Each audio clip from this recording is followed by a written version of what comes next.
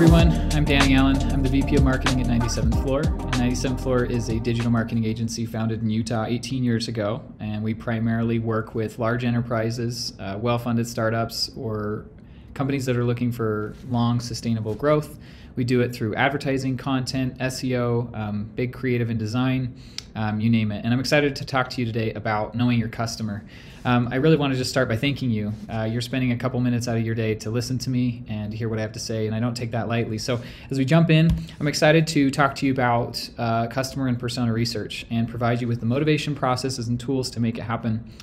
In the last 7 or 8 years, I've worked with agencies, worked in agencies and worked with a lot of companies. I've talked to hundreds of marketers and seen hundreds of campaigns, both really successful ones and not so successful ones.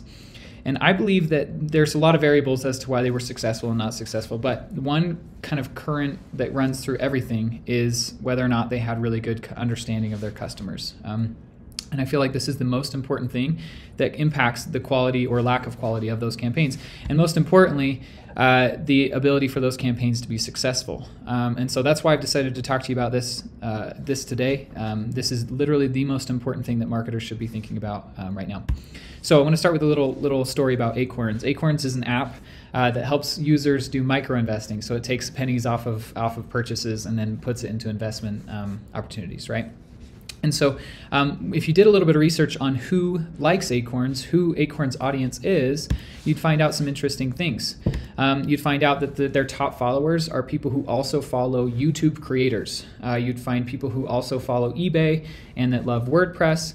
You'd find that in their bios, the bios of these people who follow Acorns, they have phrases like grow, handmade, jewelry, shop. These people are DIYers. These are people who build small businesses and they're looking to gather a couple cents here and there for their investing. That's kind of who these people are. And yet, if you looked at Acorns' content, you'd find content like this about the S&P 500. You would find content about finding recruiters on LinkedIn. You'd find content about what the coronavirus did to vacations.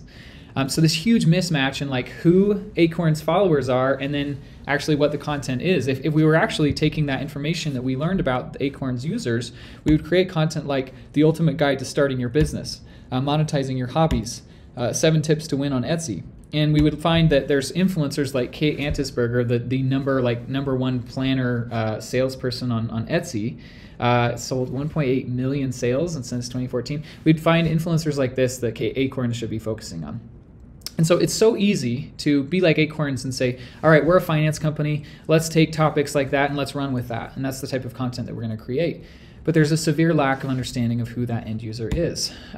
Peter Drucker said that the aim of marketing is to know and understand the customer so well that the product or service fits him and sells itself. Seth Godin said something kind of related: don't find customers for your products, find products for your customers. And these types of quotes have been a little bit hard for me because I'm a performance marketer. I'm not really a product marketer or a product manager or an inventor or a software developer. I don't have products myself, right? And so I'm like, okay, well, if my product doesn't fit my customer, that's kind of not on me. But the truth is that every single marketer is a product manager, is a product marketer, because our products are marketing products. Our products are the content that we create. If we think about our content as a product, as a living, breathing thing, we're going to treat it a little bit differently. And we need to be thinking about our own product, the thing that we give to our potential customers as such. So a couple little facts about content and about the products that marketers are putting out right now. In the last 12 months, brands have produced 3 times more content. That should be no surprise to anybody. Like, content is just constantly increasing all the time, right? Total engagement for that content has just kind of been flatlined, like nothing new, the same engagement. What is that engagement though? It's only 5% of the content that's generated, only 5% of the content created generated 90% of the engagement. So we're seeing this massive influx of content all the time, but only 5% is actually generating anything worthwhile. So there's a huge mismatch there. Just to illustrate a point, I'll talk about Red Hat, huge tech company, so big that a couple years ago they were sold to IBM for $34 billion, right? Huge, right? If we look in Ahrefs, which is an SEO tool, it'll show us a little bit about like traffic trends and especially related to organic traffic. If we look at Red Hat, we can see all of their pages here. If you look at just these pages have zero traffic. There are over 11,000 pages on Red Hat's website that have zero traffic going to them. 60% of all of their pages. It's insane. If you add a little bit more here, you can see that another 31% of their pages, or another 6,000 pages, are only yielding 4.1% of all of their traffic. So combining this, we're talking about 90% of all of their content receiving less than 5% of all of their traffic. This is just like a perfect illustration of that quote, right? And if you're Red Hat, you're so big, you're probably like, I don't really care, right? We're so big, we have so much budget, we're just gonna, in order to win, we're just gonna increase quantity, and until we just have so much that is powerful, that is generating results, that kind of stuff. They're not so much concerned about efficiency. But you and I probably can't be. Here's another quick fact: 60 to 70% of B2B content created goes completely unused. It doesn't even get published, right? If Red Hat can probably do this, but you and I can't. We have some budgets to maintain. We have to maintain a certain level of efficiency, and we can't just quantity everybody else, right, with our content. So what are those costs specifically, though? I think those are really important. What are the costs to this type of content production? Number one, like, there's a cost if we're going to do it outsourced, right? So if you were to outsource to 97 Floor or someone else, there's a cost there, right? And their research better be really good. But there's going to take tools. That's going to take time. That's going to, we're going to have to write. There's going to be internal approvals, right? From legal, product marketing, publishing, all of that takes time. There's some costs there. There's costs to every kind of content we create. And if you do it internal, it's the same. You still have all of those same costs. So you're just trying to figure out kind of what's best for our company. Is it best to outsource to an expert in this, or is it best to own this ourselves?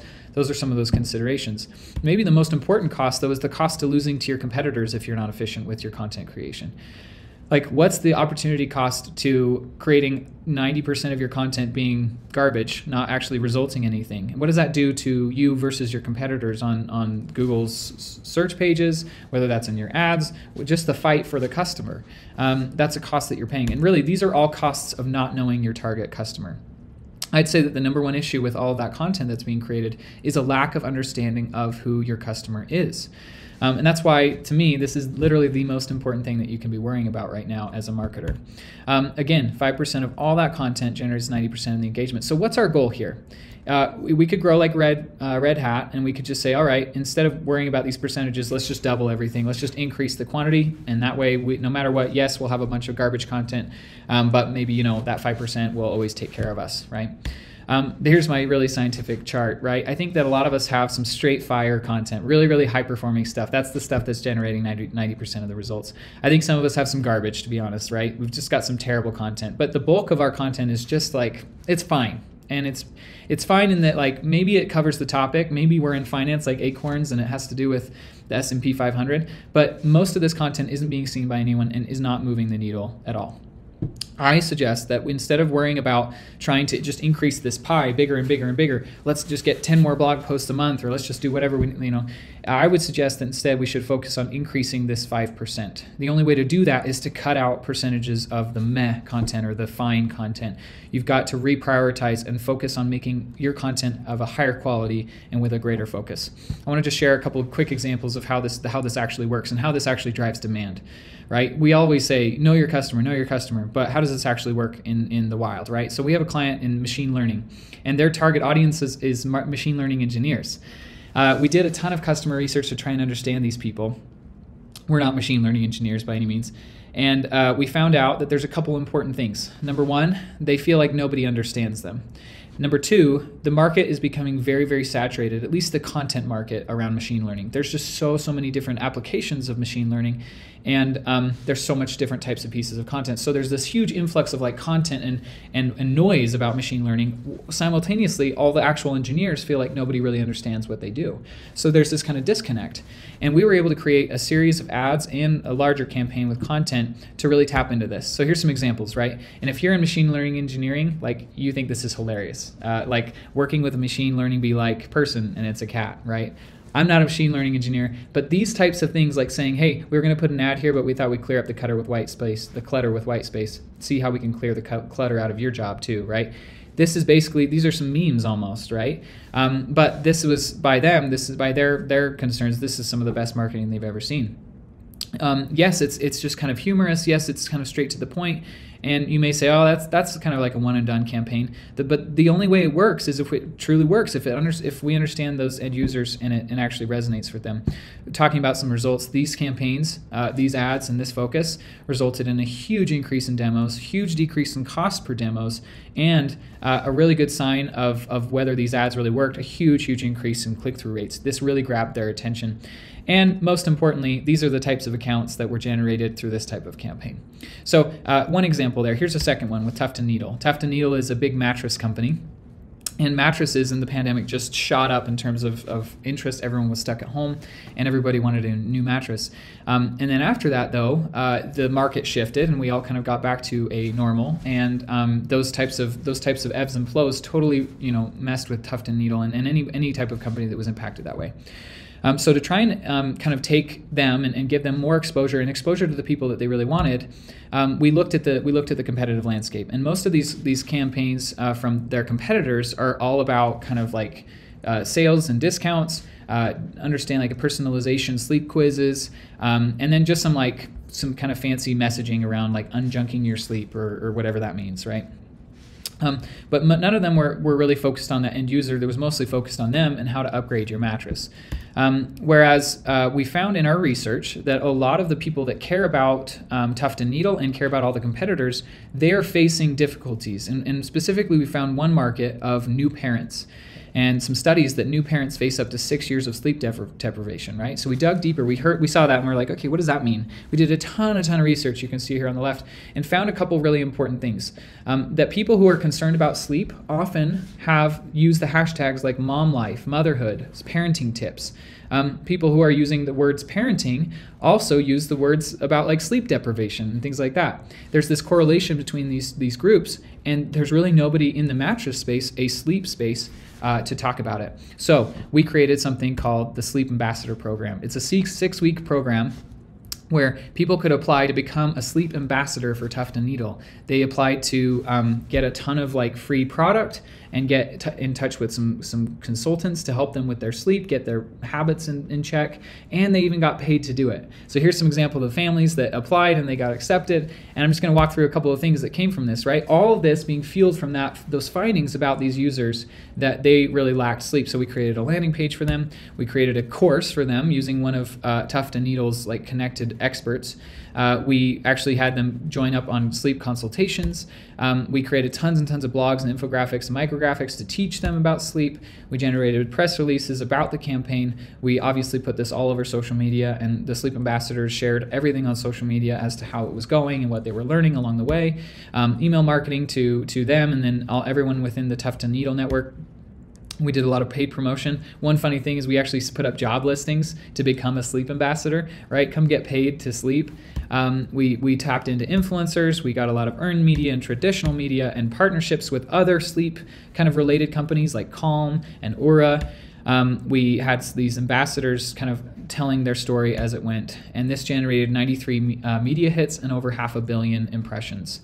So again, this is like all those things that we normally do, right? Whether that be going after earned media or creating an email or social media, we didn't invent anything new there, but it all starts with those little nuggets of information about your end user.